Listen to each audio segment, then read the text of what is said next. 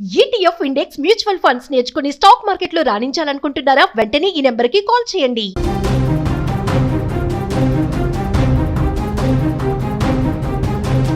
Breaking news చూస్తున్నాం. ఇప్పుడు Iran Israel మధ్య జరుగుతున్నటువంటి యుద్ధం మూడవ ప్రపంచ యుద్ధానికి దారితీస్తున్నాయా?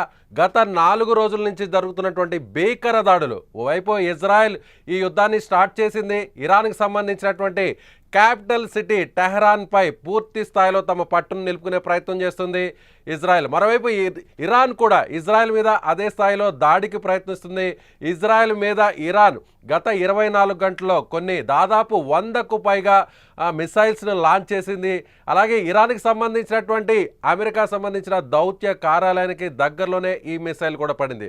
సో మొత్తం మీద చూస్తే ఉద్రిక్త పరిస్థితులు మరింత పెరిగే అవకాశం చాలా స్పష్టంగా కనిపిస్తుంది. ఇప్పటికే ఇజ్రాయెల్కు సపోర్ట్గా అమెరికా ఉంది. అమెరికా ఒకవేళ డైరెక్ట్గా వార్ సీన్లోకి ఎంటర్ అయితే చైనా కూడా ఇప్పుడు ఇరాన్కు సపోర్ట్ చేయబోతుందా? అలాగే మిగిలినటువంటి ఏదైతే న్యూక్లియర్ వెపన్స్ ఉన్నటువంటి ముఖ్యమైన దేశాలు ఎవరి వైపు ఉండబోతున్నాయి? నాటో దేశాలు ఖచ్చితంగా ఇజ్రాయెల్కి సపోర్ట్ చేయబోతున్నాయా? అమెరికా వెంట నిలబడిపోతున్నాయా? అలాగే ఇరాన్కు ఇస్లామిక్ కంట్రీస్ సపోర్ట్ ఎలా ఉండబోతుంది? చైనా డైరెక్ట్గా ఎంటర్ అయితే ఎలాంటి పరిస్థితులు దారితీయబోతున్నాయి? సో పాకిస్తాన్కి సంబంధించి ఒకవేళ ఇజ్రాయెల్ కానీ ఇరాన్ మీద అణు దాడికి దిగితే పాకిస్తాన్ కూడా అణు దాడికి దిగుతుంది. ఇజ్రాయెల్ మీద అణు దాడి చేయబోతుంది అంటూ కూడా సో ఇప్పటికే ఇరాన్కి సంబంధించినటువంటి ప్రతినిధులు ఒక స్టేట్మెంట్ ఇచ్చారు. పాకిస్తాన్ దీన్ని బయటకు ఖండించినప్పటికి కూడా ఎలా జరగబోతున్నాయి, పరిస్థితులు ఎలా మారబోతున్నాయి, సో మూడవ ప్రపంచ యుద్ధానికి పరిస్థితులు ఎలా దారి తీయబోతున్నాయి, దీని గురించి మాట్లాడదాం. మనతో పాటు ఉన్నారు retired army officer colonel V V Rao గారు, లైవ్ కాల్లో ఉన్నారు. వివిరావు గారు, ఏంటి కౌంట్ డౌన్ స్టార్ట్ అయిందా? మూడవ ప్రపంచ యుద్ధానికి కౌంట్ డౌన్ స్టార్ట్ అయిందా అన్నట్టుగా ఇప్పుడు పరిస్థితులు కనిపిస్తున్నాయి. ఏమంటారు దీని మీద? క్లారిటీ ఏమైనా ఇవ్వబోతున్నారా? తప్పనిసరిగా కౌంట్ డౌన్ స్టార్ట్ అయిందనే మనం లెక్క పెట్టుకోవాలండి. ఎందుకంటే ఇజ్రాయెల్ ఎప్పుడో 2 సంవత్సరాల నుంచి సిస్టమాటిక్ గా వాళ్ళకున్న థ్రెట్స్ అన్ని రూల్ అవుట్ చేసుకుంటూ వస్తున్నారు. ఫస్ట్ హమాస్, తర్వాత హెజ్బుల్లా, తర్వాత కొంతవరకు హౌతీస్ మీద కూడా వైమానిక దాడులు చేశారు. తర్వాత మెయిన్ రూట్ కాజ్ ఎక్కడైతే ఉందో ఇరాన్ మీద ఇప్పుడు రెండోసారి మొదలు పెట్టారు. అంతకుముందు కూడా ఎప్పుడో చాలా సంవత్సరాల క్రితం న్యూక్లియర్ ఇన్స్టాలేషన్స్ మీద అటాక్ చేశారు. ఇప్పుడు ప్రిసైజ్ గా పెద్ద ఎత్తుని మిలిటరీ కమాండర్స్ ని, న్యూక్లియర్ సైంటిస్టుల్ని, అలాగే ఇన్ఫ్రాస్ట్రక్చర్ ని, ఎయిర్ డిఫెన్స్ కానివ్వండి, ఫైటర్ విమానాలు ఎగిరే ఎయిర్పోర్ట్స్ కానివ్వండి, వాటిని నాశనం చేసి ఎయిర్ సుపీరియారిటీ ఇజ్రాయెల్ తెచ్చుకోగలిగింది. అమెరికా దీనిలో డైరెక్ట్ గా పార్టిసిపేట్ చేయకపోయినా కానీ పరోక్షంగా పార్టిసిపేట్ చేస్తున్నట్టే మనం లెక్క పెట్టుకోవాలి. ఎందుకంటే వాళ్ళకి ముందర ఇన్ఫర్మేషన్ వచ్చింది, వాళ్ళు కావాల్సిన వాళ్ళ సిటిజన్స్ కావాల్సిన చర్యలు తీసుకున్నారు. అలాగే మీటింగ్ క్యాన్సిల్ చేశారు. మొన్న ఆదివారం జరగాల్సిన మీటింగ్ ఇరాన్ తోటి న్యూక్లియర్ ఒప్పందాల మీద జరగాల్సిన మీటింగ్ క్యాన్సిల్ అయింది. తర్వాత హెచ్చరించడం కూడా జరుగుతోంది ఇరాన్ ని, ఒకవేళ ఏదైనా జరిగితే మాత్రం చాలా తీవ్ర పరిశీలనాలు ఉంటాయని. అలాగే అమెరికన్ ఫ్లీట్ ఆల్రెడీ రెడ్ సీలో ఉంది. రెడ్ సీ అంటే మనం ఇండియన్ ఓషన్ లెక్క పెట్టుకోవచ్చని. ఇంకా ఇరాన్ భయపెట్టిస్తోంది, స్ట్రెయిట్ ఆఫ్ హార్మోస్ ఎక్కడైతే 20% ఓల్డ్ ఆయిల్ ట్రేడ్ డైలీ జరుగుతుందో దాన్ని మూసివేస్తామని, అది ఇరాన్ కంట్రోల్లోనే ఉంటుంది దాదాపు, అది మూసివేస్తామని భయపెడుతున్నారు. ఆ విధంగా ఇరాన్ ఇజ్రాయెల్ మధ్యన ముందర జరిగే ప్రస్తుత యుద్ధం కేవలం మిసైల్స్ దాడి, యుఎవిస్ దాడి ఇంతే కాదు, ఈ అసాసినేషన్స్ కూడా జరిగే అవకాశాలు ఉన్నాయి. ఎస్పెషల్లీ ఇరాన్ లో ఎక్కువ జరిగే అవకాశాలు ఉన్నాయి. వీటి వల్ల అమెరికా కూడా ఇన్వాల్వ్ అయ్యే అవకాశం ఉంది. ఎందుకంటే ఆల్రెడీ ఇరాన్ హెచ్చరించింది, ఇదంతా ఇరాన్ అమెరికా పార్టిసిపేషన్ ఉన్నట్టే లెక్క పెడుతున్నాం, దీనికి కూడా తీవ్రమైన పరిశీలనలు ఉంటాయని. ఇప్పుడు మిగతా దేశాలు చూస్తారా, యూకే 100% అమెరికా వెనకాల ఉంది. ఆల్రెడీ వాళ్ళ షిప్స్ కదలడం మెటీరియల్ సీలో ఉన్నాయి. ఇంకా ఫ్రాన్స్ అంటారా, ఇది తటస్థ వైఖరి పాటించవచ్చు కొంచెం వరకు. ఎందుకంటే అంతకుముందు ఆయతొల్లాస్ 1979 ముందర ఫ్రాన్స్ లో వాళ్ళు ఉండేవారు, దానివల్ల కొంత సింపతి ఉందండి. కానీ మిగతా నాటో కంట్రీస్, ఫ్రాన్స్ పార్టిసిపేట్ చేసినా చేయకపోయినా కానీ నాటో కంట్రీస్ మాత్రం యుఎస్ఏ సైడ్ వచ్చే అవకాశం. దీనికి ఆపోజిట్ గా రష్యాలో ఆల్రెడీ యుక్రెయిన్ తోటి ముడిపడి ఉన్నారు. అక్కడి నుంచి తెగదెంపులు చేసుకోవడం చాలా కష్టం అవుతుంది. దానివల్ల రష్యా ప్రస్తుతం డైరెక్ట్ గా ఇరాన్ తరపున ఇన్వాల్వ్ అయ్యే అవకాశాలు ప్రస్తుతం కనిపించట్లేదు. కానీ చైనా ఖాళీగా ఉంది. వాళ్ళు 100% వాళ్ళ మిసైల్స్ ఇవన్నీ టెస్ట్ చేసుకోవడానికి ఇదే మంచి అదను. సో ఇరాన్‌కి 100% సపోర్ట్ వచ్చే అవకాశం ఉంది. ఇంకా కొన్ని రోజులు ఇదే యుద్ధం కొనసాగి ఇంకా తీవ్రమైతే 100% చైనా డైరెక్ట్ సపోర్ట్‌లో వచ్చే అవకాశం ఉంది. అయితే ఏ విధంగా వస్తుంది? ల్యాండ్ రూట్‌లో రావాలంటే పాకిస్తాన్ ద్వారా రావచ్చు వాళ్ళు. సిపెక్ రూట్ ఆల్రెడీ ఉంది. పాకిస్తాన్‌కి, ఇరాన్‌కి రూట్స్ ఉన్నాయి. అక్కడి ద్వారా రావచ్చు. లేదంటారా ఇంకా ఇండియన్ ఓషన్‌లోకి వాళ్ళ ఫ్లీట్ వచ్చి ఆల్రెడీ సబ్‌మెరైన్స్ ఉన్నట్టు ఇండియన్ ఓషన్‌లో ఉన్నట్టు 2, 3 రిపోర్ట్స్ ఉన్నాయి. అలాగే సర్వే షిప్స్ కూడా వాళ్ళవి ఉన్నాయి. ఈ విధంగా ఫ్లీట్ కదిల్చి వాళ్ళు డైరెక్ట్‌గా సపోర్ట్ చేయొచ్చు. బై ఎయిర్ సపోర్ట్ చేయొచ్చు. విమానాల ద్వారా సరుకులు, మెటీరియల్, వెపన్స్, మిసైల్స్ చేరవేసే అవకాశాలు చాలా ఉన్నాయి. సో ఈ విధంగా మూడవ ప్రపంచ యుద్ధానికి దాదాపు అంచుల్లో ఉన్నామంటే లెక్క పెట్టుకోవాలి. భారత్ చాలా జాగ్రత్తగా ఉండాలి.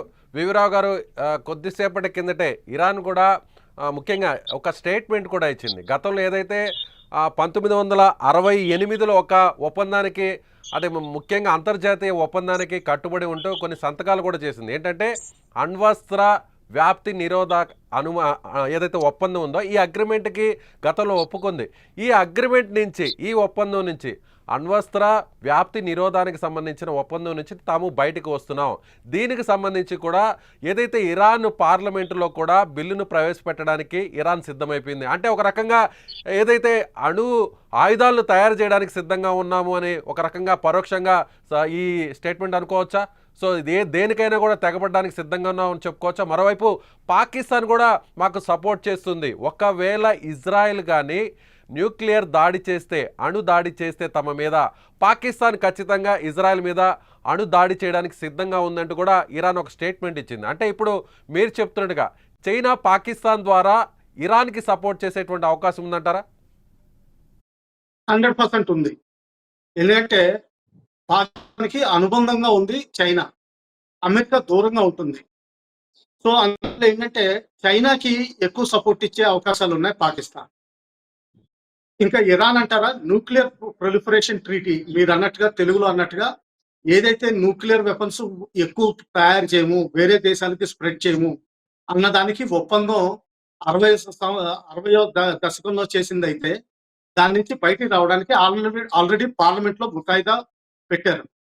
ఆయతుల్లా గారు దాన్ని 100% సపోర్ట్ చేస్తున్నారు కాబట్టి 100% పాస్ అయ్యే అవకాశం ఉంది. అది ఎలాగా థియోక్రసీ కాబట్టి 200% పాస్ అయిపోతుంది. ఒకసారి ఎన్పిటి నుంచి బయటకు వెళ్ళిన తర్వాత ఫుల్ ఫ్రీడమ్ ఉంటుందండి.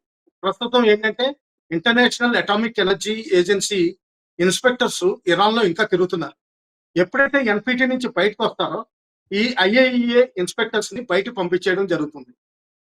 ఈ బయట పంపించేసిన తర్వాత న్యూక్లియర్ వెపన్స్ ఎంతవరకు డెవలప్ చేసుకుంటున్నారు అన్నది వేరే దేశాలు పసిగట్టడం కూడా కష్టం అవుతుంది. ఎందుకంటే చాలా డీప్ గా అండర్ గ్రౌండ్ వెళ్ళారండి.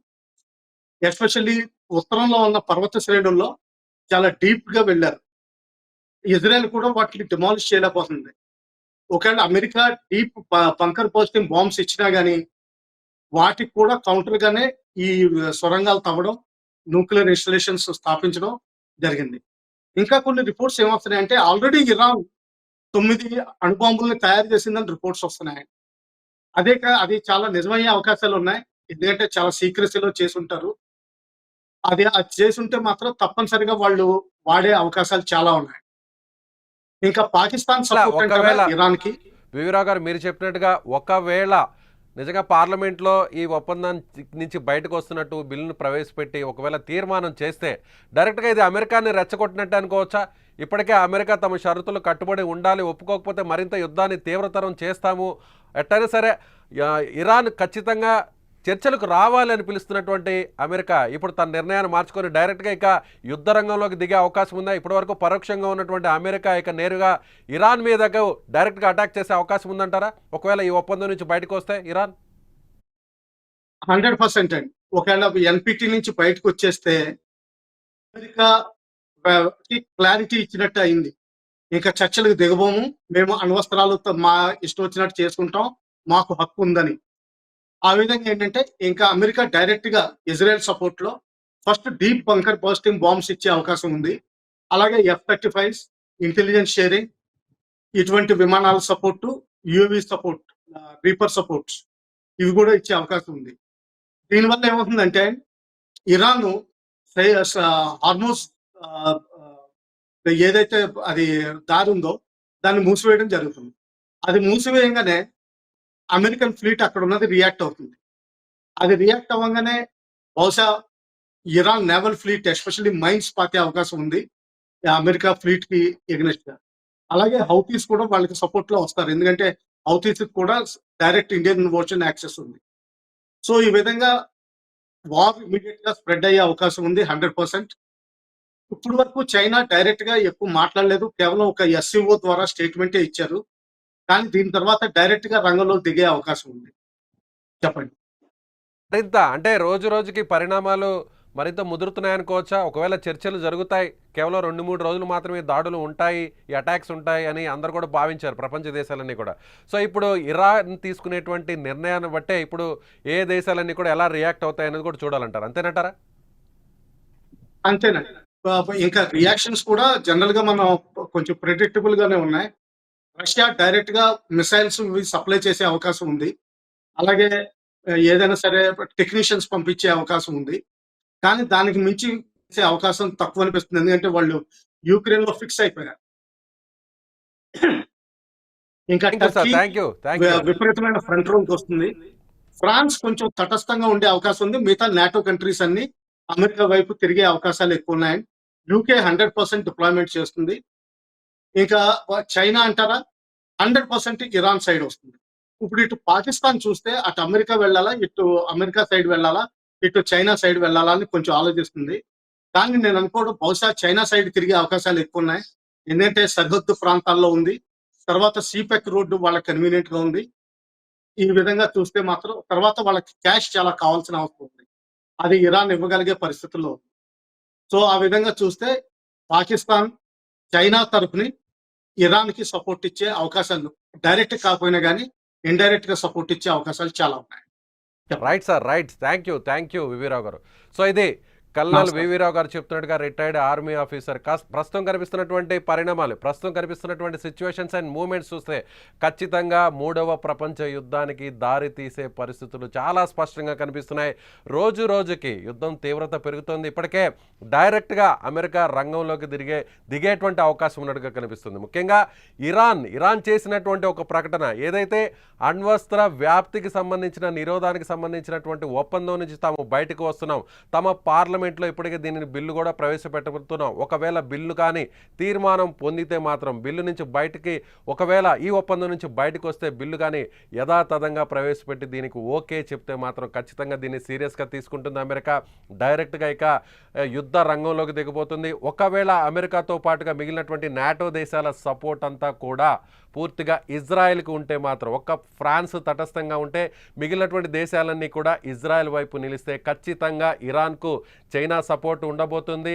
అదేవిధంగా పాకిస్తాన్ ఎప్పుడు కూడా నక్కలాగా ఉండేటువంటి పాకిస్తాన్ అటు అమెరికా వైపు ఉంటుందా లేదంటే చైనా వైపు ఉంటుందా? ముఖ్యంగా ప్రస్తుతం ఉన్నటువంటి ఏదైతే ఆర్థిక అవసరాలను బట్టి ఇరాన్ అవసరాలు తీర్చే అవకాశం ఉంది కాబట్టి ఖచ్చితంగా డబ్బుకు అమ్ముడిపోయేటువంటి పాకిస్తాన్ ఇరాన్ వైపు ఉండే అవకాశం ఉంది. చైనా కూడా ఖచ్చితంగా ఇరాన్ వైపు దిగితే ఇక 3వ ప్రపంచ యుద్ధం ఖచ్చితంగా జరుగుతుందనేటువంటి పరిస్థితులు కనిపిస్తున్నాయని చాలా స్పష్టంగా చెప్తున్నారు రిటైర్డ్ ఆర్మీ ఆఫీసర్. మీరేమనుకుంటున్నారు? ప్రస్తుతం కనిపిస్తున్నటువంటి పరిస్థితులు ఎలా అనిపిస్తున్నాయి? కామెంట్ చేయండి. Thank you.